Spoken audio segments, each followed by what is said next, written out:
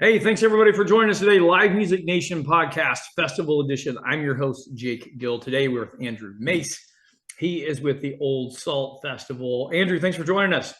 Yeah, thanks for having me. Andrew, give us a little background on you. Where'd you grow up and talk a little bit about your personal career? I was originally born in Billings, Montana. Went to high school there, went to University of Montana, got a degree in digital design.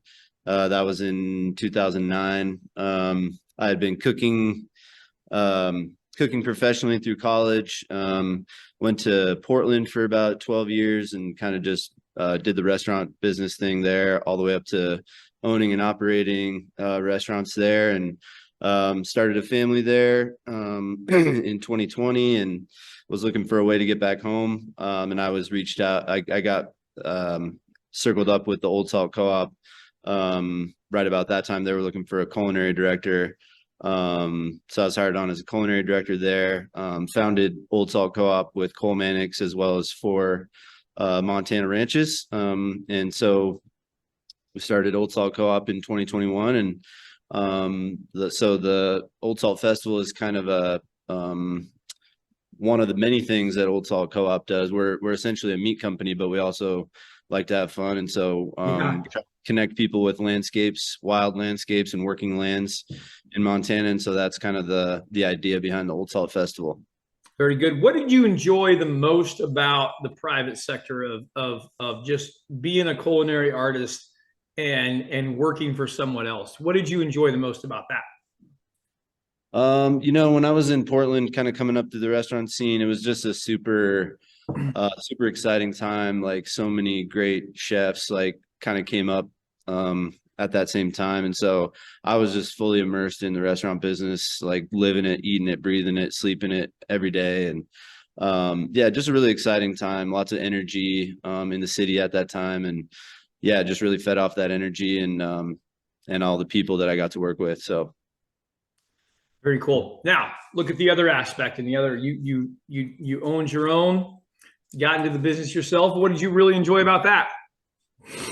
I mean, there's definitely some positives to not having to answer to anybody and kind of making your own way, and just you kind of have your destiny in your hands a little bit, and definitely a lot more work, a lot more stress, but yeah, I would say that's kind of the best part of owning your own business, is just the freedom to do whatever you want to do, and ultimately what you create is yours. So yeah, absolutely.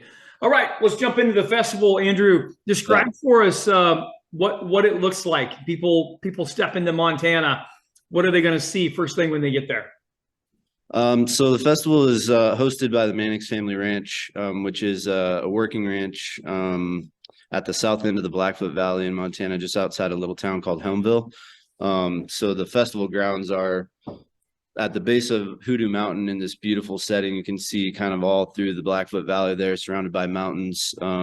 Still a working ranch, so definitely still cattle operation going on, and people working. So that's really that's kind of what you see. This is really kind of a melding of three different parts. It's wood-fired cooking, it's Western music and arts, and it's conservation. So those are the three kind of pillars of what we've built the festival on. So huge 40-foot wood fire that's going to be roasting whole lambs, whole cattle, whole pigs.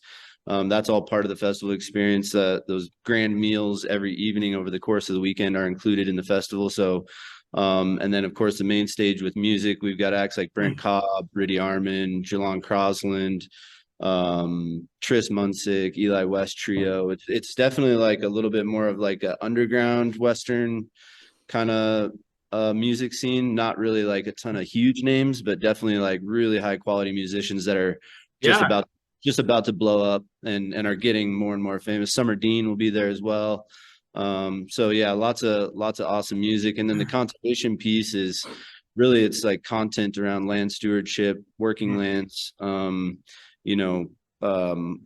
those kinds of things. We'll also have a general store there, which will feature about 20 of what we think are some of the best, just most talented, creative, independent makers and doers. So leather workers, hat makers, Western artists, there's jewelry artists, there's all kinds of stuff there. So definitely lots to kind of see and do while you're there. No, I love it, man. You did a great job describing it. I know that land conservation is just a huge topic in Montana right now. And I mean, it always has been, but it's just been brought to the forefront in the media. So I love that you guys are doing that, because it's an opportunity for people to come into Montana and actually see what the people that have grown up there and lived there for generations actually do, and what they really love about their land, and as they go through there. So that is fantastic. Anderw, besides the conservation aspect, just talk a little bit about your community and why this festival is so important for your community.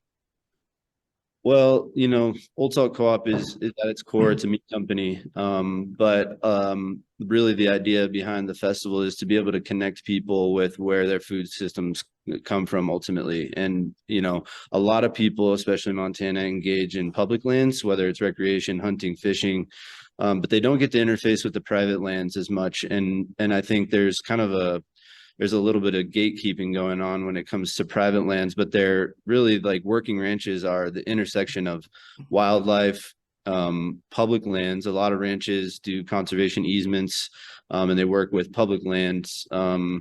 And so I think a lot of people don't really understand that aspect. And so really like these working ranches are just at the center of both public and private lands. And so really we want to bring people out to the landscape where food comes from, and just like forge a stronger connection with where their food comes from, and get them to be able to participate in that. So that's fantastic. Anderw, I'm excited to ask you this question, because you've kind of traveled a little bit. You've been across different parts of the country. I'm in live entertainment, I'm in live music, so I always ask these two questions. Number one, what is the best concert you've ever seen? I got to see BB King when I was pretty young. I was probably 16. Wow. That one was definitely special. He was sitting down at that time, but still put on a great show. So that's up there for me. Yeah, that's probably the best show I've ever seen. All right. Dead or alive, you could bring one musical act to the Old Salt Festival. Who would you bring? Oh, probably gonna get some grief for this one, but Coulter Wall, I think, man. Yeah. We tried to get him early on, but he's just way outside of our budget these days, and maybe someday we can get him to come out. But I just come back down. Yeah, they always do. Yeah. He just embodies so much of kind of, he's just north of us, a few miles in Saskatchewan. And I just think like his writing, his music, everything is just really connects. Like it just, I love his music. So we'd love to have Coulter Wall out. That would be who I'd go for. That's awesome. Very good.